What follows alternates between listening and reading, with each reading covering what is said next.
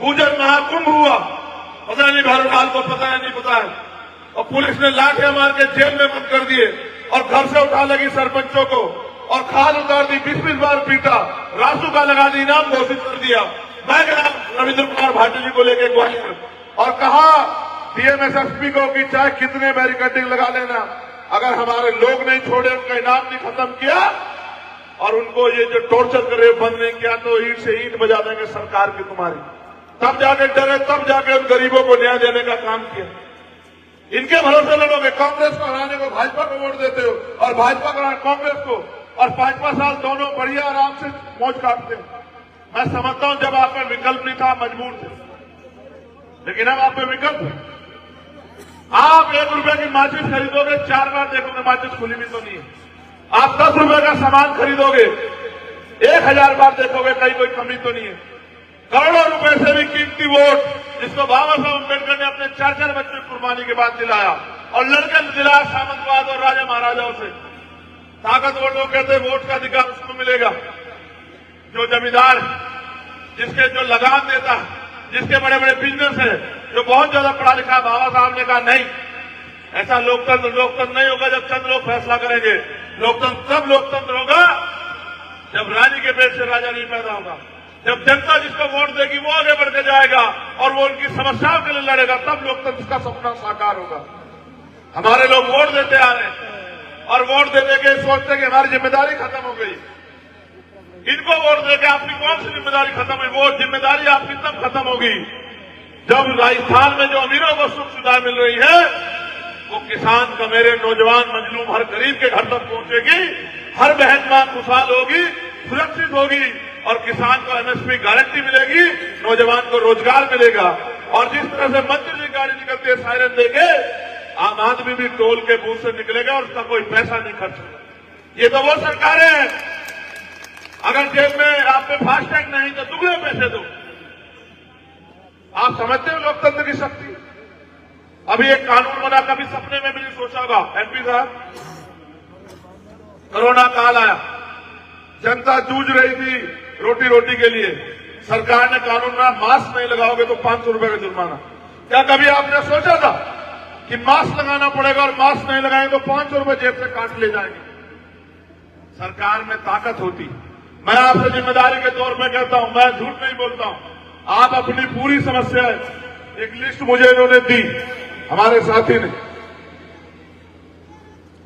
और वो बोल भी रहे थे कि 8 ग्राम पंचायतें शाहपुरा जिले जो नव गठित हुआ, भीलवाड़ा की उसमें भेज दी। ढाट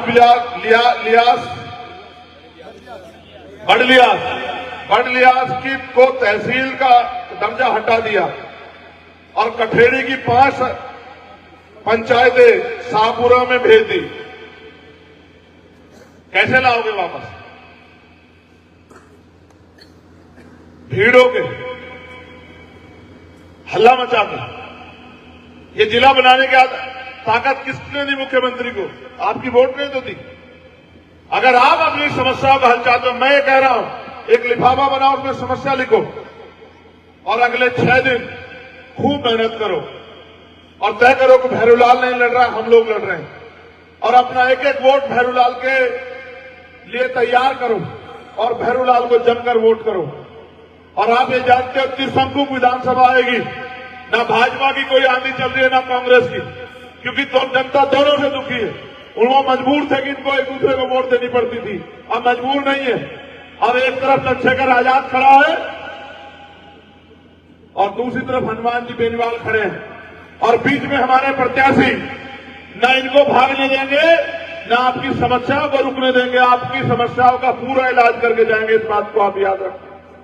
ऐसा नहीं कि हमें एक बार आपसे वोट चाहिए, हम तो रिश्ता बनाने के लिए आए मांडलगढ़ से, कि जब भी मांडलगढ़ पे एक भी अन्याय की आंख उठेगी किसी भी कमजोर को, मेरे मजलूम नौजवान की तरफ के लिए आज हम लोग यहाँ आए। चुनाव तो आते जाते रहेंगे और बहुत नेता आए होंगे आपके बीच में। मैंने तो जब मेरे पास पार्टी भी नहीं थी भाई, तब मैं 16 महीने जेल में रहा, और दोस्त क्या था कि जब ताकतवर लोग मेरे लोगों को पीट रहे थे, मैं सामने खड़ा हो गया, नहीं ये नहीं चलेगा।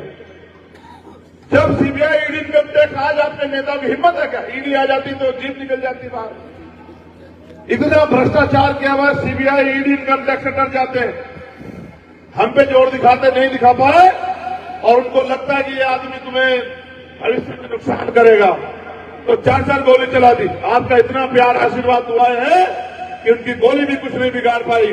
फिर मैं तीसरे दिन भरतपुर में खड़ा था इस चैलेंज के साथ कि नहीं डरेंगे। क्यों मेरे जैसे व्यक्ति को मारने की जरूरत है? मैंने अब तक जितनी बातें कही किसी का बुरा थोड़ा ही कहा, आपके लिए लड़ाई लड़ने की बात की। मैंने कहा जब मैं चुनाव ही नहीं था मेरे पास पार्टी, तब मैं एनआरसी में जेल गया।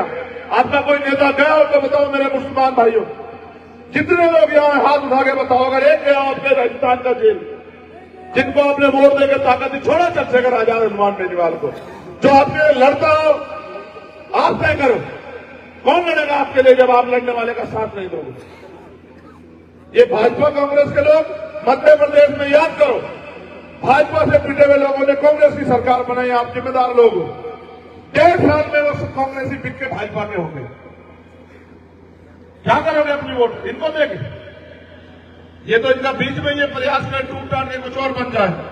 आपको समझ नहीं आया कि एक ही लोग है, इनके पास कोई विचारधारा नहीं है, कोई आइडियोलॉजी नहीं है। इनका एक मतलब है राज करो, राज करो। राज तुम्हारे ऊपर तो करेंगे जब तुम ताकतवर हो जाओ। कैसे राज करेंगे?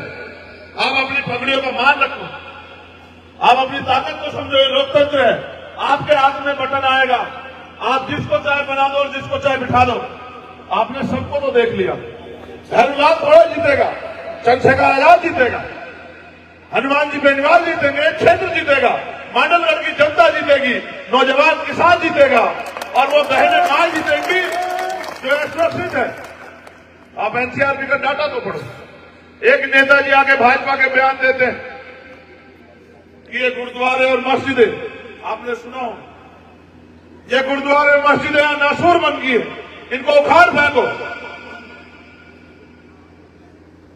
मैंने आज ही कहा, और मैंने उसी सीट पे जो नेताजी ने, बड़े नेताजी ने जो बयान दिलवाया एक छोटे से नेता से, मैं उसी सीट पे गया था बानसूर, नहीं तिजारा, और मैंने कहा कि वहां भाजपा का प्रत्याशी तो फाइट में है ही नहीं कहीं भी, वो तो बहुत पीछे है, वो तो बाहर का कोई मतलब ही नहीं है वहां। वो एमपी बना के लोगों ने देख लिया कि वो कुछ कर किसी काम का नहीं, उस पर जोर मत लगाओ। लेकिन उन्होंने बयान क्यों दिया कि जो लोग तैयार हो रहे हैं तीसरे विकल्प को वोट देने के लिए वो बढ़ जाए।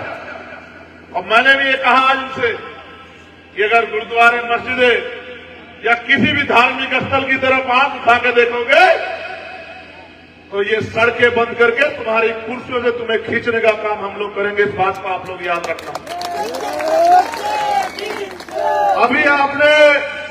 अभी आपने निकम्मे लोगों को ताकत दी। इस बार भैरूलाल आपके बीच में, भैरूलाल हमारे प्रत्याशी के तौर पर है, और हम दोनों भाइयों ने तय किया है कि हम प्रयास करेंगे, हम ये प्रयास करेंगे कि बैलेंस ऑफ पावर हमारे पास रहे। आप कोई अखबार उठा के देखो, चाहे वो हमारे कितने खिलाफ हो, कोई चैनल उठा के देखो चाहे हमारे कितने खिलाफ हो, चाहे उसका मालिक भाजपा कांग्रेस का व्यक्ति क्यों ना, लेकिन उसको भी लिखना पड़ रहा है कि गठबंधन बहुत मजबूत है। इसका अच्छा परिणाम सुनो ना, कभी आपने देखा कि आखिरी दिन कांग्रेस ने अपनी लिस्ट रिलीज की?